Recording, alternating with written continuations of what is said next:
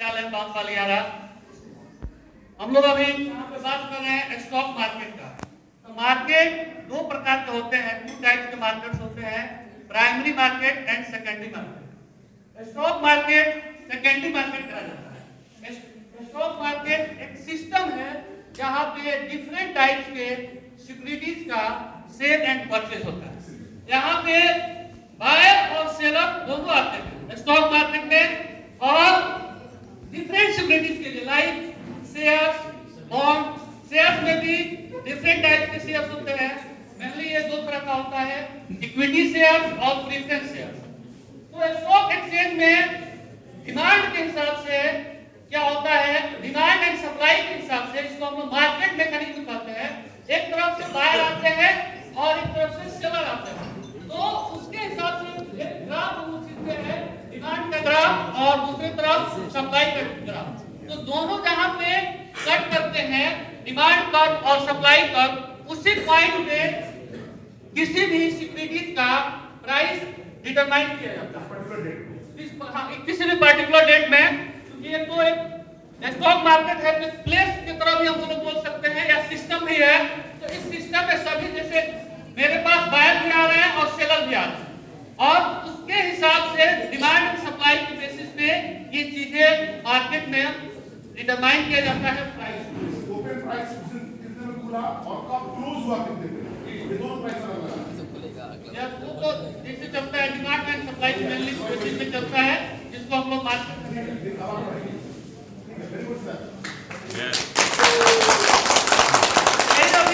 मैंने बताया primary market and secondary market. Primary market क्या होता है? सेकेंडरी मार्केट में तो हम लोगों ने समझ लिया स्टॉक एक्सचेंज यानी स्टॉक मार्केट। वो इसलिए प्राइमरी मार्केट क्या है? प्राइमरी मार्केट को मैं आपको बता दूं, प्राइमरी मार्केट इसको क्यों कहा जाता है और क्या है। जब किसी भी कंपनी के द्वारा फर्स्ट टाइम शेयर्स को सेल किया जाता है, तो उसको उस मार्केट में हम उस मार्केट को हमको प्राइमरी मार्केट कहते हैं। इसको फर्स्ट हैंड मार्केट भी कहा जाता है, क्योंकि यहाँ पे जो भी सिक्योरिटीज होते हैं फर्स्ट टाइम सेल किए जाते हैं। सेकेंडरी मार्केट को हम लोग सेकेंडरी मार्केट क्यों कहते हैं? क्योंकि जब ऑलरेडी जो सेल किया हुआ या परचेज किया हुआ सिक्योरिटीज को सेल किया जाता है, उसको हम लोग सेकेंडरी मार्केट कहते हैं, क्योंकि वो सेकेंड टाइम होता है। सेकंड आप थोड़ा फोर हाँ, और ये कंपनी ने सीधे फिक्स प्राइस भेजा और फ्लक्चुएशन ना प्राइस। हाँ, सेकेंडरी मार्केट में फ्लक्चुएशन होते रहते हैं, वो बेसिकली डिपेंड करता है डिमांड एंड सप्लाई के।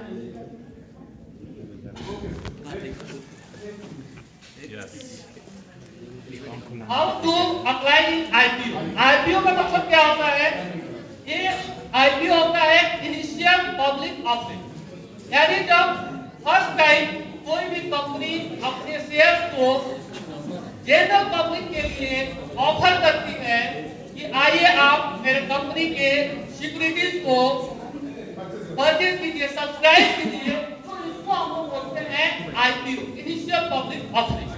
इसमें किसी को भी शेयर सब्सक्राइब करने के लिए कंपनी का या अदर सिक्योरिटीज को, जैसे कि बॉन्ड्स वगैरह होते हैं, डिबेंचर्स होते हैं, तो उसके लिए हम लोग को सबसे पहले डीमैट अकाउंट ओपन करना होता है, और वहां से डीमैट अकाउंट के हेल्प से ट्रेडिंग होता है, शेयर एंड सिक्योरिटीज का ट्रेडिंग होता है। तीनों प्रोसेसेस हैं, डीमैट अकाउंट से भी, बैंक अकाउंट से भी और ट्रेडिंग अकाउंट से भी करते हैं। एक्चुअली डीमैट अकाउंट तब आती है सेकेंडरी मार्केटिंग करते हैं, डीमैट का ज्यादा यूज नहीं है सेकेंडरी मार्केटिंग। प्राइमरी मार्केटिंग में तीनों से कर सकते हैं। आईपीओ जब आपकी तीनों का है, डीमैट से भी जा सकते हैं, बैंक से भी जा सकते हैं और अपने ट्रेडिंग अकाउंट से भी जा सकते हैं। दो कैसा Accounts required for investing in secondary market. अब सेकेंडरी का आ गया, वो प्राइमरी में बताया था आईपीओ देखे, अब सेकेंडरी मार्केटिंग के लिए आप देखिए कैसे करते हैं। तो सेकेंडरी मार्केट में आपको ये 3 अकाउंट होने चाहिए सेकेंडरी मार्केट में ट्रांजैक्शन करने के लिए, बैंक अकाउंट, डीमैट अकाउंट यानी डीमैटेरियलाइजेशन अकाउंट और trading account. In any bank आप अकाउंट बनाना चाहिए, और ये जो डीमैट अकाउंट होता है इसका रजिस्ट्रेशन सेबी के द्वारा होता है। सेबी यानी securities exchange board of India, भारतीय प्रतिभूति विनियामक बोर्ड, ये रेगुलेट करती है जितने भी इंडिया में फिनेंशियल ऑर्गेनाइजेशन से उनको रेगुलेट करती है और ये इसका एस्टैब्लिशमेंट किया गया है। बेसिकली जो इन्वेस्टर्स होते हैं, इन्वेस्टर्स के इंटरेस्ट को प्रोटेक्ट करने के लिए इसका establishment security exchange board of India का किया गया था और उसी के लिए ये आज भी काम करती है। जैसे अभी आप लोग सहारा का नाम सुनते हैं, सहारा को सभी लोग जानते हैं, नाम सुने हैं। बहुत सारे लोगों का पैसा सहारा में डूब गया है या लोग कहते हैं कि डूब रहा है, पैसा मिल नहीं रहा है। तो सेबी ही सहारा में क्या किया, केस फाइल की है और उसका केस सुप्रीम कोर्ट में चल रहा है। तो ये क्यों ऐसा हुआ? क्योंकि किसी भी कंपनी को इन्वेस्टमेंट कराने के लिए सेबी से परमिशन लेना पड़ता है और सहारा ने ऐसा नहीं किया। सेबी के बिना परमिशन के बहुत सारे इन्वेस्टमेंट करा लिए और ये बात जब बाद में पता चला सेबी को, तब उन्होंने उसपे कंजा कसा और लोगों के कंप्लेन आने पे ऐसा हुआ और उसका अभी केस चल रहा है। तभी सहारा कहीं जाने वाला नहीं है। अब जैसे भी होगा सुप्रीम कोर्ट का जो आदेश आएगा उसके अकॉर्डिंगली सारे लोगों का पैसा मिलेगा और जब भी मिले लेकिन उसके अकॉर्डिंगली ही मिलेगा। Very good sir.